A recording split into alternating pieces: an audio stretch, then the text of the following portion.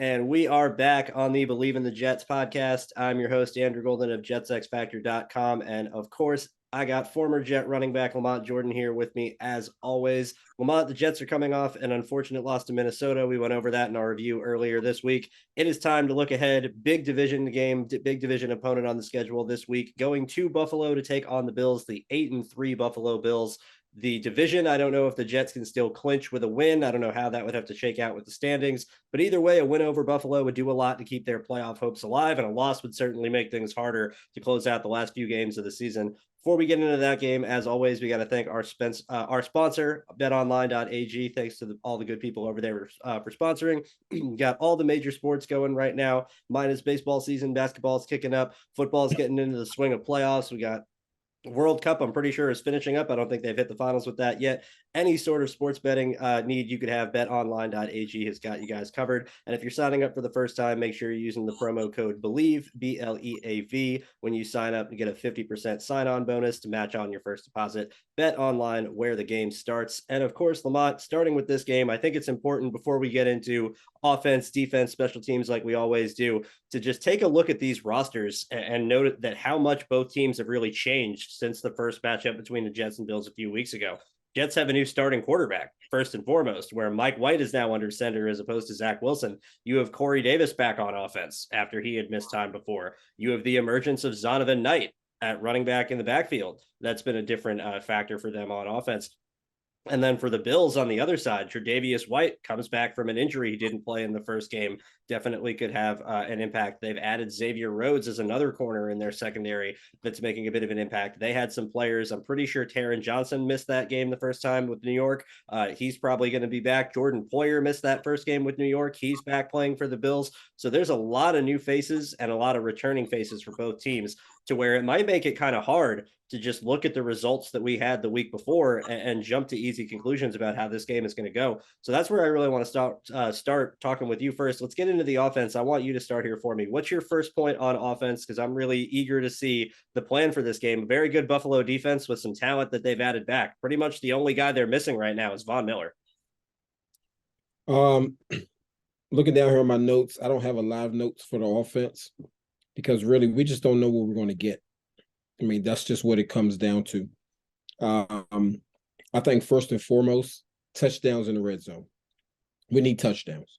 Yeah. If we're gonna have a chance to win this game, we need touchdowns. Yes, our defense has been playing well. And if you look at this game as a whole, both of these defenses are I mean, you know, both of these defenses are pretty even in some major categories. Buffalo is fourth when it comes to points given up. So they don't give up a lot of points as it is. And so we're sixth, so we don't give up a lot of points either.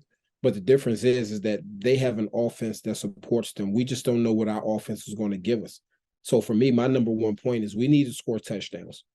Year three is good because you always want to put points on the board.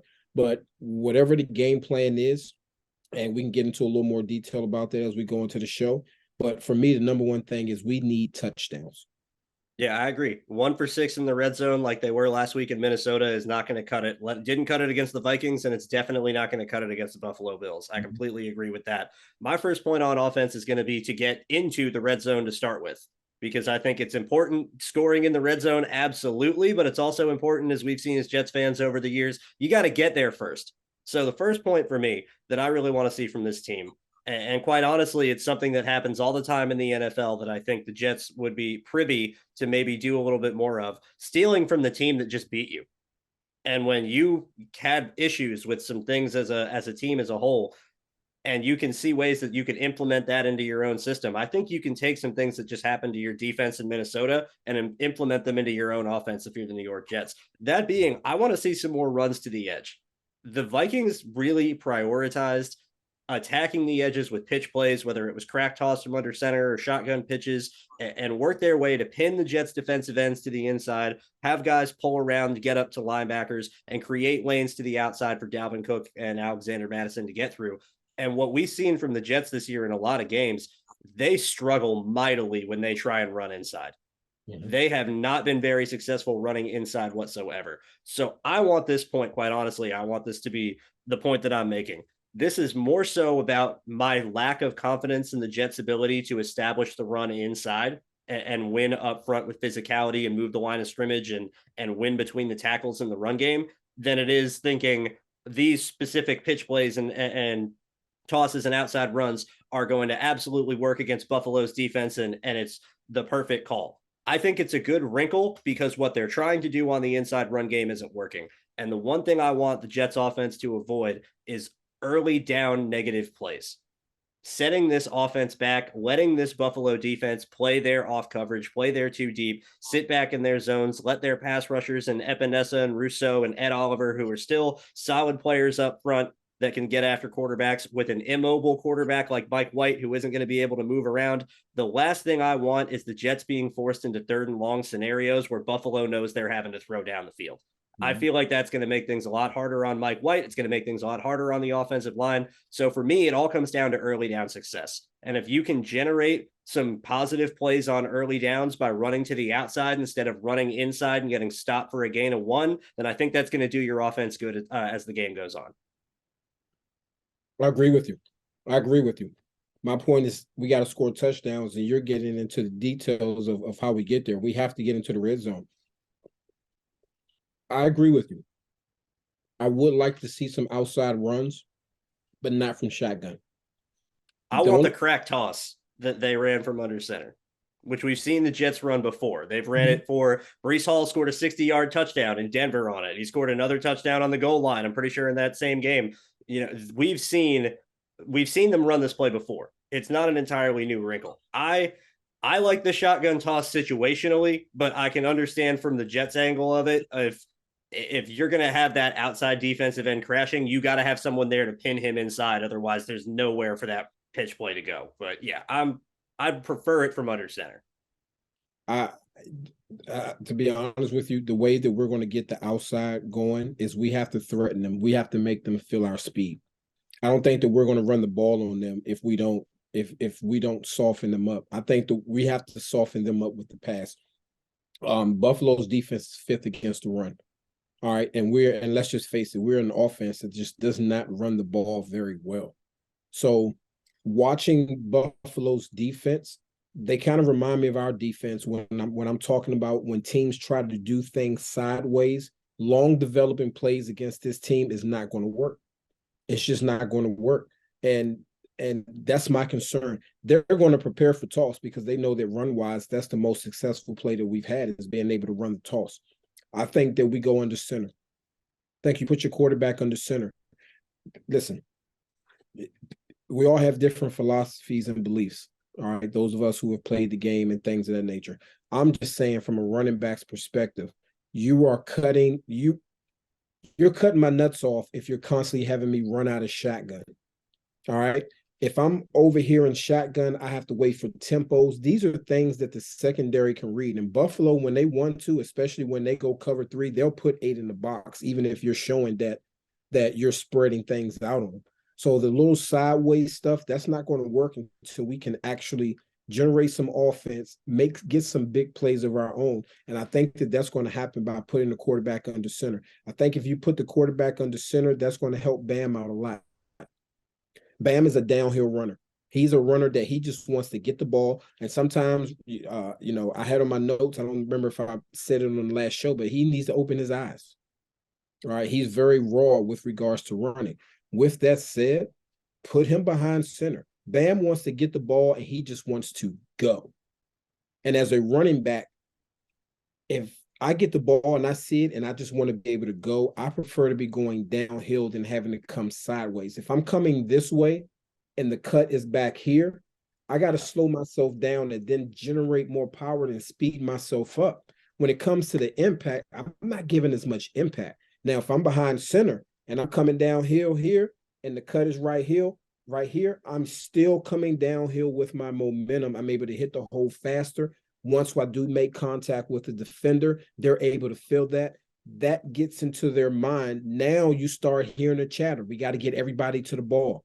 We have to wrap up. We have to do those things. So I really think that putting the quarterback under center is going to help our run game, because when the quarterback is when the running back is behind the quarterback, you just listen, you get more runs. There are more things that you can do. You're actually you're starting as a running back in the middle of everything. You put me off to one side, you just created a little bit of things that are off balance. Let me establish who I am as a runner, because these are the types of runners that we have, whether it's Bam or whether it's Ty or whether it's Robertson. These guys want to get the ball and just get downhill. When you're running sideways and things are all muddy and clogged up, and you're asking a running back to get a yard or two, or a tough 2 or 3 yards, we would much rather do it from behind center. Unless you got little soft bats who just want to be outside all the time. They want to avoid contact, but this isn't play. That's not always going to win you playoff football. So I think the way that we're going to be able to get those outside runs is we have to put the quarterback under center, hit Buffalo with a multitude of different runs, but not these long developing plays that's going to allow their safeties to identify, because their safeties, they do a great job of getting downhill and disrupting long developing plays. Yeah, I couldn't agree more. I'm shortening my 3 points on offense to 2 because you just took one of them. My second point was play the offense more under center than in shotgun. And we're in the complete and total agreement from there. It's going to help your offensive line in pass protection, because Mike White's going to be able to run quicker 3-step drops. You're not going to have to be dropping out to a farther angle because the quarterback's so far back into the pocket in shotgun. It's going to help the run game, like you talked about, help the running backs get to their landmarks more easily. And most importantly, it's going to make your play action more effective. You're going to, when the quarterback turns his back to the defense and takes that 5-7 step drop back out to the pocket, it's so much more effective than the RPO action or the standing in shotgun and we're going to fake the sweep and come back to it, or the little take the snap and the quick handoff and pull it back. None of that's going to be nearly as effective as being under center. So I completely and totally agree with you. My last point offensively here is a combination of a handful of things, but they all really go hand in hand. You had mentioned they need to find a way to generate explosive plays, and they need to find a way to win down the field. Buffalo, if there is no threat of the downfield passing game, this is going to be the New England Zach game that got him benched all over again, where there's going to be 9 guys in the box. The Jets offensive line is going to get teed off on, the running backs are going to get clobbered, and there's nothing that they're going to be able to do, and it's going to be a blowout for Buffalo. That's going to be a problem. That said, on the other side, if Mike White throws 57 passes again, I think it means the Jets lose. And I think that playing that, and I understand with the Vikings game, you got down early. Your offensive line was not blocking really well in the run game for most of the day. You had a guy in Bam Knight get a really big explosive run that gave you some chunk plays, make some people miss in the backfield to gain some more yards on top of that. But this wasn't the most cleanly blocked day from the Jets offensive line to where either of us are sitting here going, oh, they were dominating and they were running the ball effectively or anything like that. You can't have Mike White be a 57 attempt passer against the Buffalo Bills. I just feel like that's too much volume. That's too much pressure on the passing game. You're playing into Buffalo's hand defensively, where they want to let their secondary and their experienced safeties and corners and linebackers in the middle, they want them to do the heavy lifting in the pass game. They want their front four to get after quarterbacks. And I don't know if I trust our offensive line to block as well as they did against Minnesota, which still wasn't great for 4 quarters against Buffalo, which I think is a better defensive line. So my over-encompassing point, adding on from playing under center from before, take your shots off play action, and you better be doing it to Garrett freaking Wilson. Because this is the only guy on our offense right now in the receiving core that's threatening secondaries. Mm-hmm. He's put up, he had 144 yards against Chicago, if I'm not mistaken. He had over 160 against Minnesota. He's on an absolute tear right now. He could have been even more if Mike White hits him down the sideline when he roasts Patrick Peterson. Mm-hmm. This kid's absolutely balling. And everyone he's going against is having a hard time keeping up with him.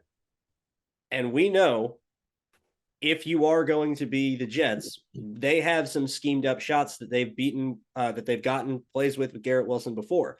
I agree with you, LaMont, that the long developing plays, if you're trying to do that all game and trust your offensive line to hold up, that's not going to be the game plan that's going to succeed. But I still think you have to find some time to take some shots, and shots take a while to develop. You can't always just get explosives with dink and dunks or screens or reverses or run a mesh play and some guy catches a shallow cross and goes up the sideline. It's not always that easy. The Jets ran a play against the New England Patriots in the first game they played, I Bleav it was, where Zach Wilson hit Garrett Wilson on a rollout on a double move down the sideline for like 54 yards. Mm-hmm. And it was an out and up from Garrett down the sideline. And it exploited, I Bleav it was a 2 deep from New England, and it exploited the safety cheating to the inside. When Garrett went to the out, the cloud corner followed him. Safety started cheating more to the inside. Garrett then goes back up the sideline. There's the whole shot up the sideline for Zach to hit. I think that's a play you can run again with success. But you have to have the under center run game going first to keep those safeties' eyes in the backfield. We talked last week against the Vikings that eyes in the backfield was the killer of the Jets defense early on in the game. If there's no threat for the Buffalo defense to keep their eyes in the backfield, then it's going to be the same result the other way. So you have to have some sort of a threat with the run game. I'm worried about how their offensive line is going to handle it on the interior and getting a push off the snap to the inside. So I think you might want to try and go to the edge.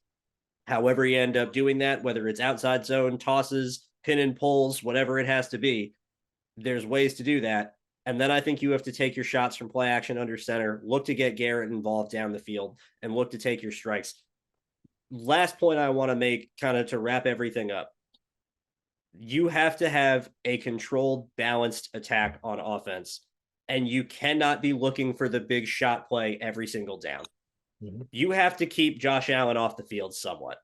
You have to be able to let your defense rest and stay fresh to get into the fourth quarter, because if they're chasing Josh Allen around and he's running around scrambling for 35, 40 minutes of the game, and the Jets offense is going 3 and out, 3 and out, 3 and out, or it's big play, big play, big play, field goal, then it's not going to be a good situation to be in. The Jets defense is going to get tired out, and Josh Allen's going to take over in the fourth quarter. You have to be able to outlast this Bills team. This is my overall point for this game, really. And when we get to defense, I'll make this point even more. I think this is going to be about, quite honestly, playing the Bills. This is a boxing match where no one's going to throw the knockout punch. It's who can take the most punches. It's who can stay in the ring the longest. Who's got more in the tank. I think you have to be able to be willing to hang with Buffalo for those 4 quarters, hang with that offense, keep your defense fresh, make sure their defense isn't just dominating you on every play and dictating the game by putting 9 in the box and daring you to throw the ball. And I think you can put up a solid fight. But I think if you try and be the Kansas City Chiefs and be explosive and throw down the field 100 times and we're going to throw for 350 and 4 touchdowns and beat Buffalo that way, it's not going to go well. I think if you try and be the New England Patriots and you throw 3 passes and trust your offensive line and your running backs and we're going to win this game completely with our run game, I think it's going to go pretty poorly for you too. If you can't be balanced on offense, this is going to be a very long day for the Jets. I agree with you. I agree with you 100% on that. That kind of goes into my final points on offense. One of them being, we can't have mix-ups on the offensive line when it comes to assignments. We just can't have that. We see how much it's cost us kind of throughout the season, but especially last week. We're at the point in the season where these guys should know who to block. They should know their assignment. So there's no excuse and no explanation for that.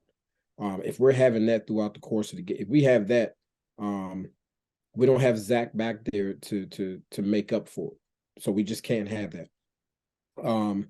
This next point is a huge point. It's a huge point because it talks about us getting into the red zone and then getting into the end zone.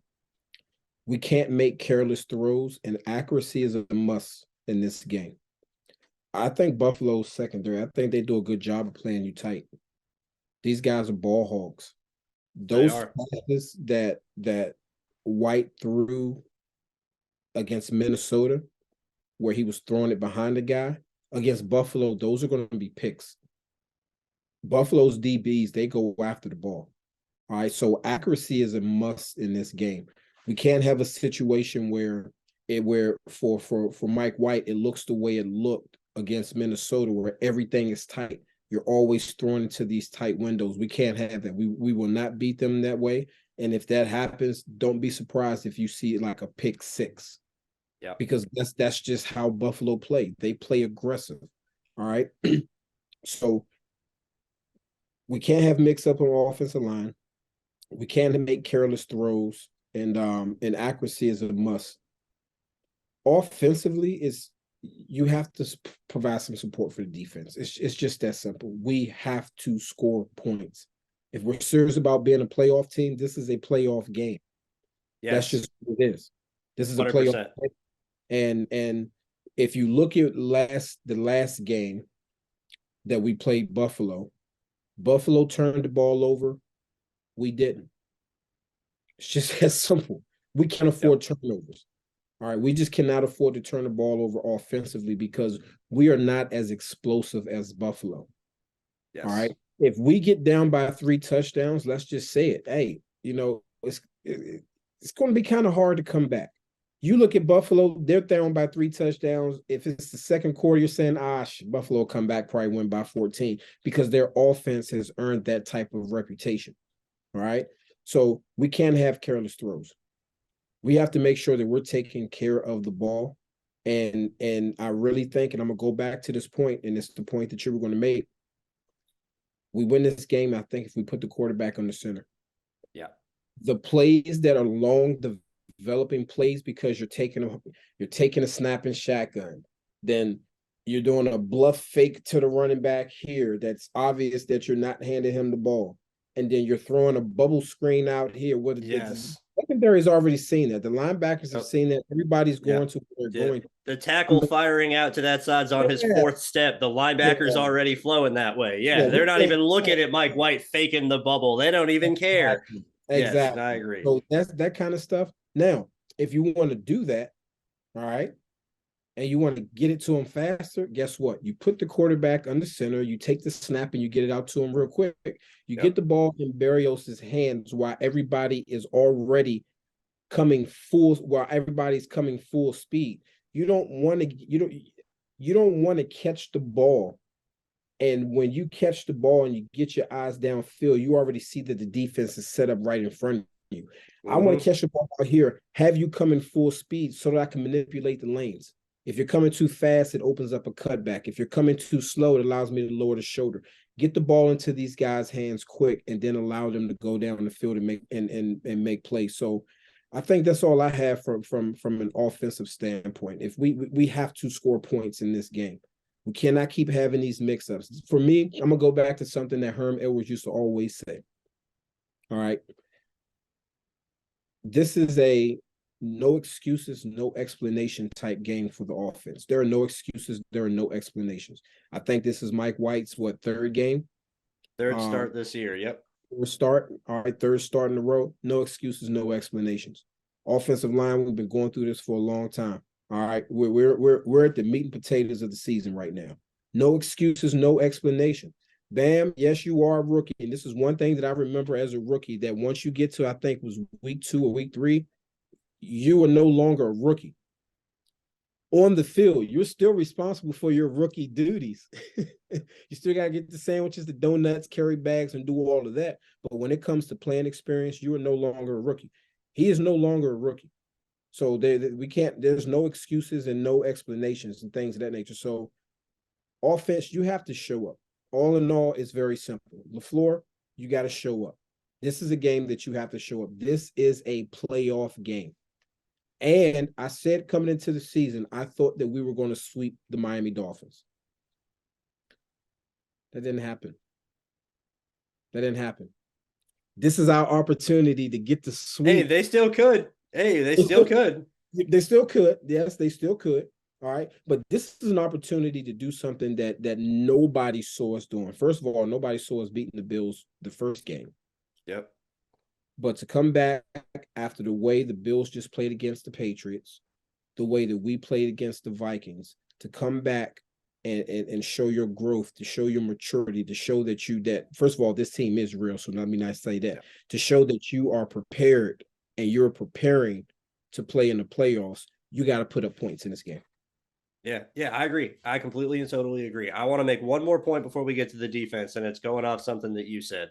You were talking about eliminating turnovers, that you absolutely cannot turn the ball over in this game, that Josh Allen had 2 interceptions the last time he played the Jets. The Jets didn't turn the ball over at all, and you could make a strong argument that was the difference in the game. was those few turnovers. One of those turnovers came on the Bills' opening possession, where their first play of the drive is a 40-yard shot at the sideline to Stephon Diggs, and 2 plays later, Jordan Whitehead picks an underthrown drag route to the tight end, takes points off the board for what could have been an explosive drive. Turnovers and eliminating turnovers on offense is going to be absolutely huge. It's huge in every game. It's especially huge in a game like this. And this is why I think it makes all the sense in the world. Mike White is the perfect guy for this game because you just need to take what the defense gives you. Forcing passes is the worst thing to be doing in this game. Trying to be the hero is the worst possible way to play this game. Be Mike White. Be Mike White against Cincinnati, where if they're going to allow you to throw for 405 yards off checkdowns, then frickin' do it. Be glad to do it. I think this game, this is how I'll transition to the defense. I had mentioned something, LaMont, a few weeks ago leading up to this game, where we were talking about Josh Allen's performance. I just mentioned he had 2 interceptions. He had a couple of other throws that were open that he missed in that game too. It was not a good game from Josh Allen overall. And those are rare. And Allen specifically, after that game, looked very upset with himself, looked very defeated, and came out right and said, quote, "It's hard to win a game when your quarterback plays like shit." Speaking about himself. I don't think you're going to get bad Josh Allen twice. I don't think you're going to get lackadaisical, flip the little pass into the flat because I didn't see the safety trailing and I'll be able to beat him there. He's not going to recover and it's an interception. You're not going to get that, Josh Allen. But I think there's a way you can get it out of him. And the way you get it out of him is by making him play dink and dunk too. Mm-hmm. So if you are the Jets offense, you want to take your time. You want to go on longer drives. You want to win time of possession. You want to make Allen feel like he has to press when he gets that ball back into his hands after you go on a scoring drive. Where if the Jets can rip off 10 plays, 76 yards, and it takes up 7.5 minutes of a quarter, and they get in the end zone at the end, you want Allen coming out on that very next possession going, okay, it took you that long. Let's see. I'm going to throw this ball over the mountains, and you're going to regret ever scoring on us. That's exactly what you want if you're the Jets. Because I think the Jets can do some good, can defend well down the field. They did it already against the Bills. They gave up the one play early to Diggs, and that was pretty much all they gave up deep the rest of the game. I think you can bait Allen into mistakes by daring them to throw deep, selling out against it, and forcing Josh Allen to play the short game, where turn Josh Allen into Mike White. If Josh Allen wants to throw for 405 off checkdowns and he's got the patience to do it in a game that's tight, in a game that has got the Jets offense going on sustained drives that's close throughout most of it, that maybe wouldn't say is low scoring, but I wouldn't necessarily say is an offensive explosion. See if Allen has the patience to do that for 4 quarters. See if Allen has the patience to put up with the Jets defense. See if he has the patience to stay in the pocket, go through his reads, take the short plays, go on the long drives, and see if he wants to do that for the entirety of the game. I'm not so sure that he will.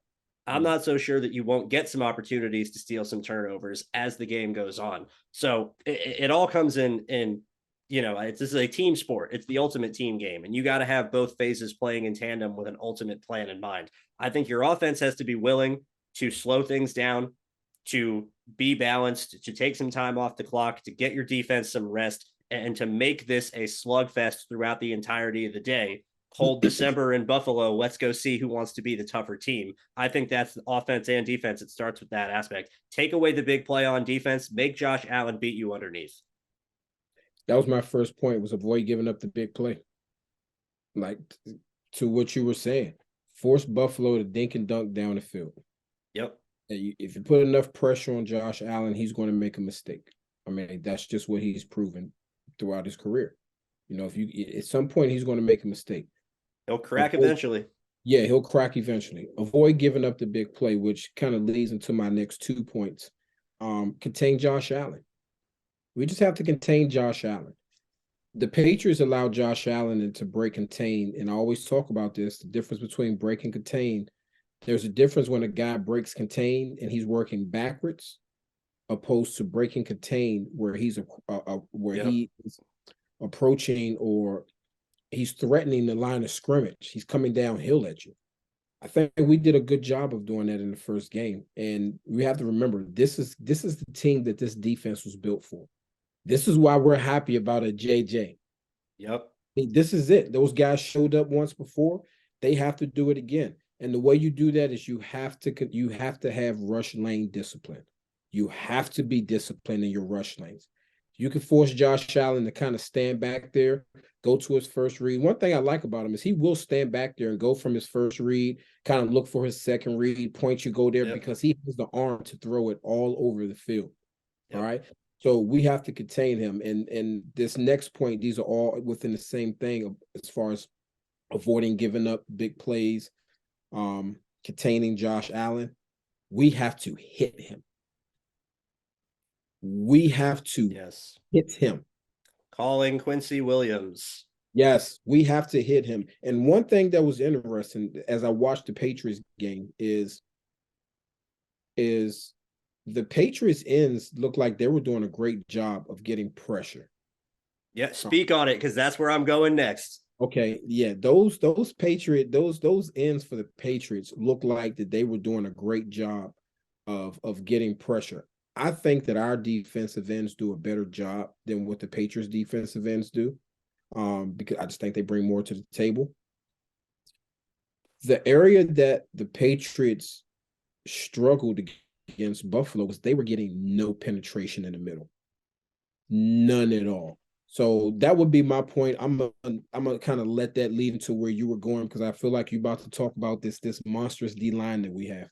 Oh yeah. That's exactly where I'm going next. You had said it. Keep contain on Allen, and getting no pressure in the interior allows him to step up, allows him to just run up the middle and start turning into a runner and gash you that way. It allows him to step past the pressure of the tackle and then scape out to the side and threaten the line of scrimmage horizontally, like you're saying. So interior pressure is crucial. Quentin Williams is always going to need a big game from him for this defense to play well. Absolutely glad to have Sheldon Rankins back as well. That's going to be a help. Interior is going to need to come up big. But the point I was going at was watching that Patriots Bills game, like you're saying, the pressure coming off the edge. And the one thing that I saw over and over and over and over, LaMont, and this is why I'm really, really hoping that Dion Dawkins misses this game, or at the very least plays hurt at left tackle, because the Bills had backup tackle David Quisenberry in for a good portion of that game at left tackle. And Josh Uche was beating him with speed and bend on every single rep. Bryce Huff, this is your time to shine. Bryce Huff, this is your game to go win. You got the game-stealing sack against Allen in the first game that you played that forced the Hail Mary shot at the end of the game. Go do it again. Because I don't think even if it is Dion Dawkins coming off an injury, or if it's Spencer Brown at right tackle, or if it's David Quisenberry at left tackle filling in, I don't think these guys can keep up with Bryce Huff. I don't think they can match his speed and bend to the edge. And I think it'll be a party at the quarterback all day for him if that's going to be the matchups that he's getting. But this is the thing, LaMont. This is the thing with this game. You have to force Buffalo into third and long. Because if they can play third and short, they have 1,000,001 plays under the sun. Their run game is plenty effective. They got good running backs, and they have absolutely no problem getting into a 3 tight end set where they're going to declare that they're running the ball. And if you sell out to it, well, then here comes the backside slant to Stephon Diggs, and it's a first down anyway.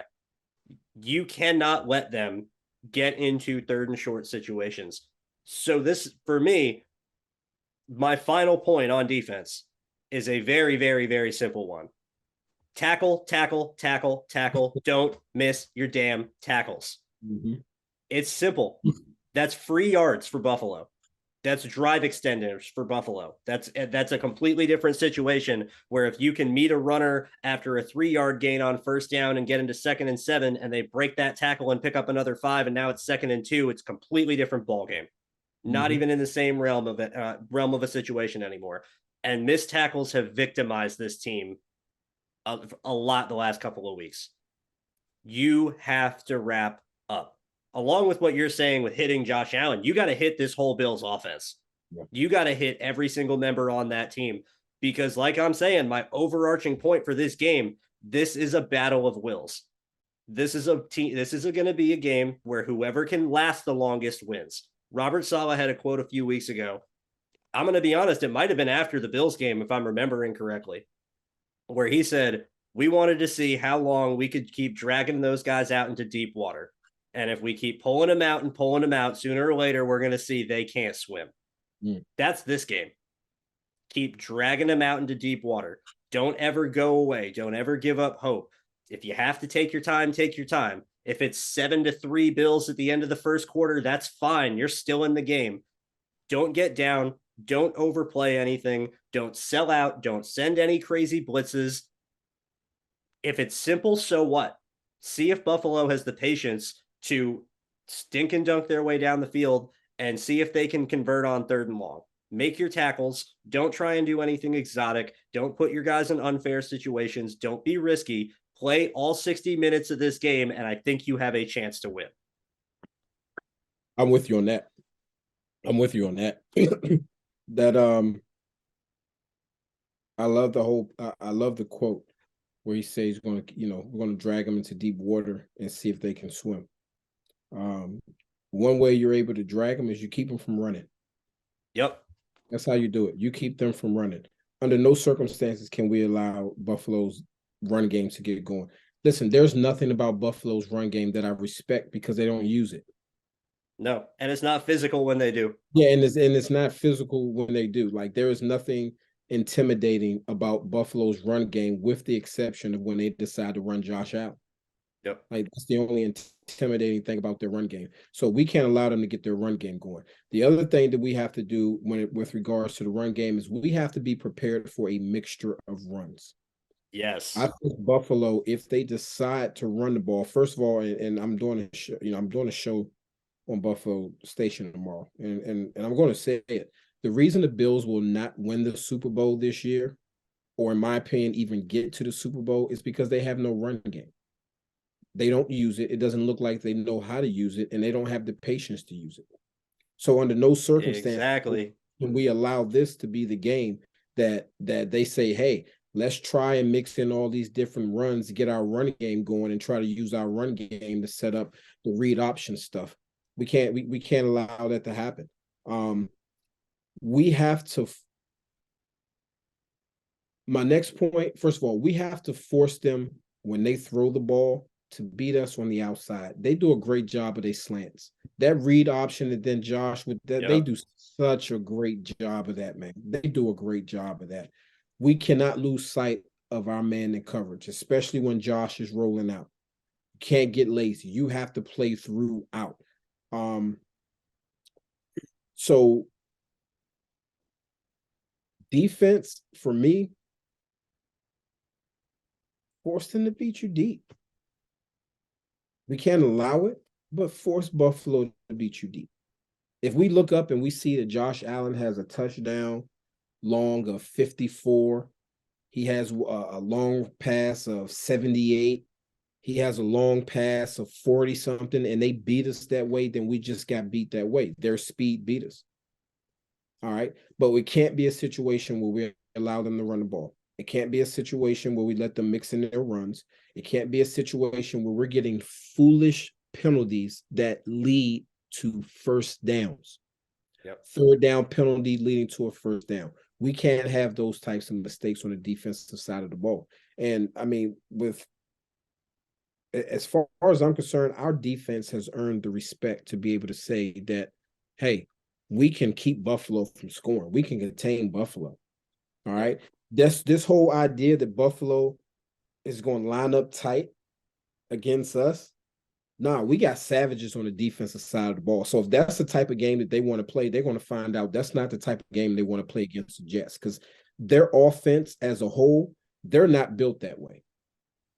No. Their offense is not built that way. Hell, our offense is not built that way. Yep. So it's not a situation where either one of these teams is going to line up against the other team, bring things in nice and tight and say, hey, we're going to bully you. We're going to do this. No, it's not going to happen. So on the defensive side of the ball, I'm going to I'm going to use what Coach Belichick always says.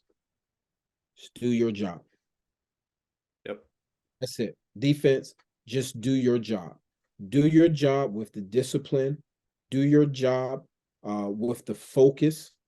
all right, and do your job, trusting that the next man is going to do his job. We cannot get into a situation where we get so thrown out of whack that we're worrying about trying to compensate for somebody else. If we do that, then Buffalo is going to light us up. All right. So for me, defensively, that's all I have for the defense. I'm right there with you. I want to add one more thing in that you had just mentioned, and I'm not going to sit here and say that this is one of my official points. This is a possible wrinkle that I want to pick your brain about. But what you just said there, speaking about New England and Bill Belichick's catchphrase, do your job. There's a meaning behind that more than just do what you have to do. And what that meaning is that we as coaches are never going to ask you to do something that you are not A, capable of, and not B, fits your skill set. We are never going to put you in a position that you cannot thrive in. So because you are in this position to thrive, go do your job, because that's all we're asking you to do is stuff you're capable of. That said, we both agree that if Buffalo has big plays on offense all day long, that this is going to be a hard day for the Jets. That we want them to try it. We want them to force it. We want them to go away from the run game and not be patient enough to dink it and dunk, but we don't want to give anything up when they do try it. And the only other problem with that I'm seeing with this game, like I said, missed tackles, and you said contain Josh Allen. So this is where I want to throw something out to you. I think the Jets should be in nickel almost primarily every single snap on defense. I barely want to see Michael Carter II off that field. If he's healthy and he's not injured and he's good to go, I don't think we need to be putting another linebacker on the field to keep Carter off of it. That said, how would you feel, especially maybe on some third and longs, if you know you're playing zone or you know that you need someone that can keep up with Josh Allen? And the Jets haven't done this all year, and I'm not sure they're going to, but this might be the game for it. What if you put Quan Alexander in for CJ Mosley? Because Quan can run with Allen better, first off, where if you're looking for someone to either play a spy or playing in a zone over the middle and needing to come downhill and make a tackle and prevent yardage, I think Quan's going to be a little more explosive. And on top of that, if you're looking in as a coverage sense, the only other fear I have when I'm looking at this Buffalo offense, the Jets have covered tight ends pretty much amazingly all season. They barely give up any yards to tight ends. That hasn't been a problem. They've done a really good job against number one receivers. The only other threats in this Buffalo offense besides Stephon Diggs and Josh Allen are Devin Singletary and James Cook out of the backfield. Yep. So we need someone to cover them.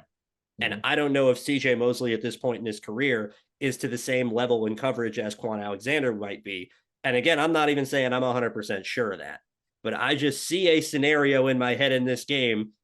5 minutes to go in the third quarter. Bills are down 4 points and they're trying to drive down the field to score a touchdown to win. And the Jets get into a third down situation and Josh Allen scrambles up the middle of the pocket and picks it up because CJ Mosley can't transition fast enough and he breaks that tackle, or he can't get there fast enough. And I don't know if there's been any single situation I've seen this year when Quan Alexander's coming downhill that he A, does not get to his landmark, or B, make the tackle. So I feel like he could be a good player to fit in that spot to do his job, where I think he can execute the job that you're asking out of that position in that scenario better than CJ Mosley. I like that. And I think if you're going to play a game where you're going to stay in nickel the entire time, what it does is it allows you to rotate your linebackers. First of all, I want Williams to stay in the field as long as he can. We need his speed and we need his hitting ability. He's not coming off. Yes, he doesn't come off. So I think that is a situation where if you're in nickel, then yes, you can go ahead and go with both of those guys. Both Quan and CJ Mosley, their eyes are bad when they're dropping into zones. And this is a game where when you're talking about running backs going out the backfield and the linebackers chasing them and staying with them in coverage, we don't play a lot of man. If I'm not mistaken, we don't play a lot of man. That really doesn't matter too much if you're playing zone, because if you're playing cover two, the cornerback has the flats. And if you're playing cover two, then the linebacker's working his way from inside to working out to the flats. But Buffalo is so obvious what they do that you can contain the running backs in the passing game when you're playing zone.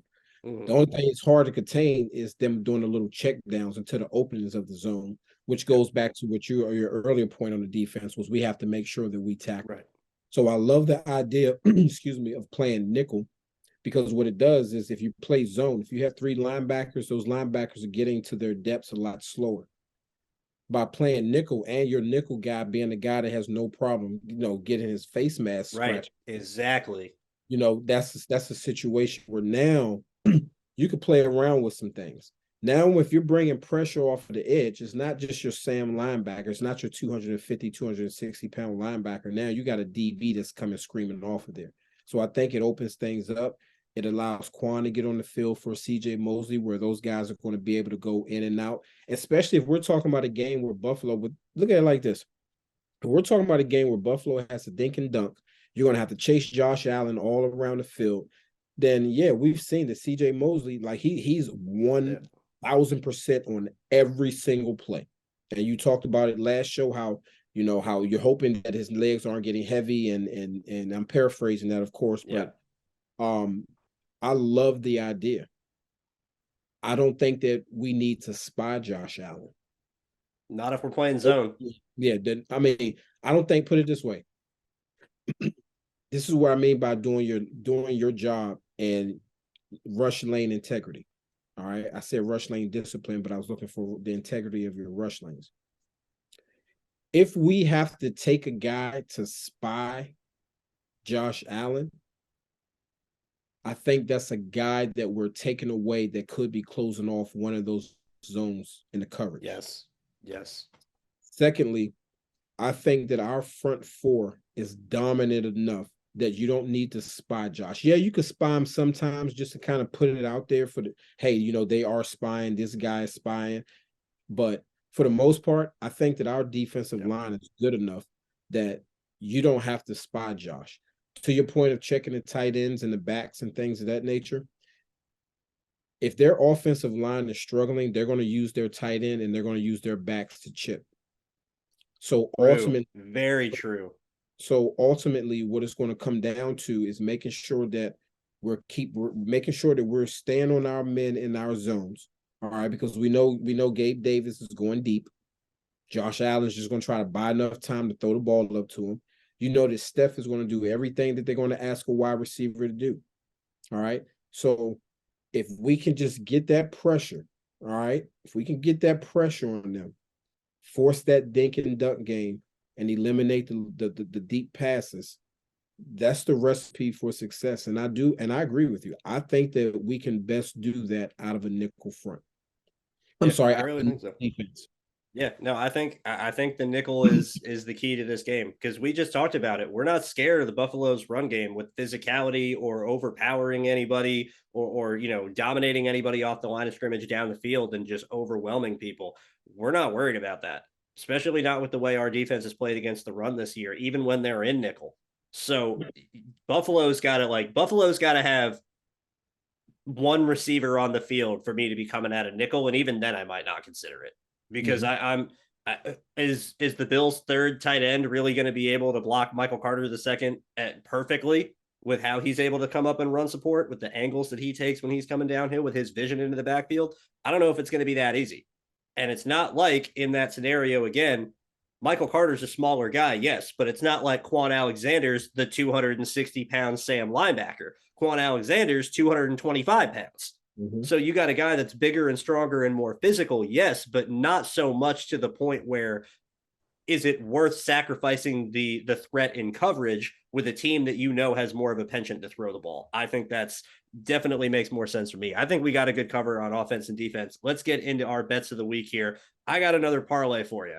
This has kind of been my my go-to here. And I'm going to be honest, I didn't feel anything super confident with anything in this game. Division games are always wonky. You got two teams that are fighting for the playoffs, that you got a team looking for revenge in their home stadium. You got a team looking to come back after a loss. There's a lot of blood going on that could make this game really ugly, to where it's hard for me to go one way for the other. I know how this game is going to go. I will say that the spread right now is Bills -10, which I thought was a little egregious. I'm not going to sit here and say that I understand the Bills being favored. I completely understand the Bills being favored.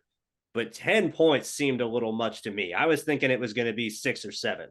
Yeah. I thought about taking the Jets on the spread. But you know me, LaMont. I hate negative odds. I'm not here to be, flipping $10 bets for $13. That's not how I roll. I'm looking to get some money. I'm looking to make the most in one time as possible. So that's what brought me back to the parlay. This week, I had two things to parlay here.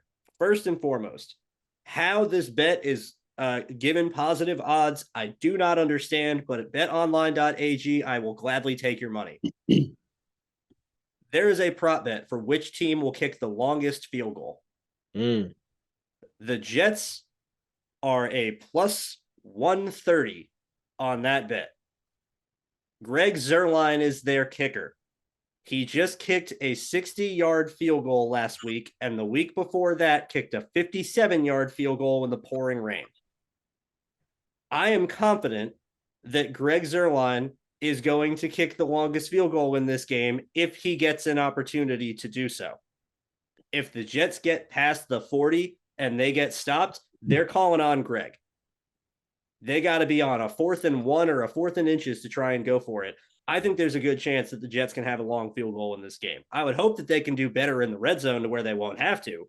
But if you get into that situation, Jets, the fact that that's positive odds blew me away, especially after the Jets kicker just kicked a 60-yard field goal the week before. That seems like a little bit of a misinterpretation. I'm parlaying that with this. Similar to an over-under, where the over-under of this game is 43. I'm not going on the over-under, but I'm going on a total points between two set numbers. So I got total points between 41 and 50. I could see each team scoring at least 20 points. I don't think it's going to be much more than that. I think you're going to see a couple of touchdowns each and a combination of field goals. I'm pretty sure when I did my picks over on Oklahoma Drill earlier in the week for this game, I said Bills 24, Jets 20. That would come out to 44 points total. The over-under is 43. Between 41 and 50 total points, I'm feeling pretty confident about that. That's at a plus 215. So if you put together the Jets' longest field goal and you put together total points between 41 and 50, if both of those hit, you're looking at plus 625 odds for the parlay. That turns a $10 bet into a $62 reward. I like those odds. Neither of these things I think are unreasonable to where you're putting all your hope into some crazy basket. And I think they parlay really well together. I really think the Jets will have the longest field goal, and I'd be surprised if there's more than 50 combined points in this game. So let me ask you this. Is it to kick the longest field goal or make the longest field goal? Let me see exactly what the definition is. I believe it is make the longest field goal made, but either way, I feel like Greg Zuerlein can be trusted to make a long field goal, even if that's the case. All it says when I'm pulling up here, find it, bet online.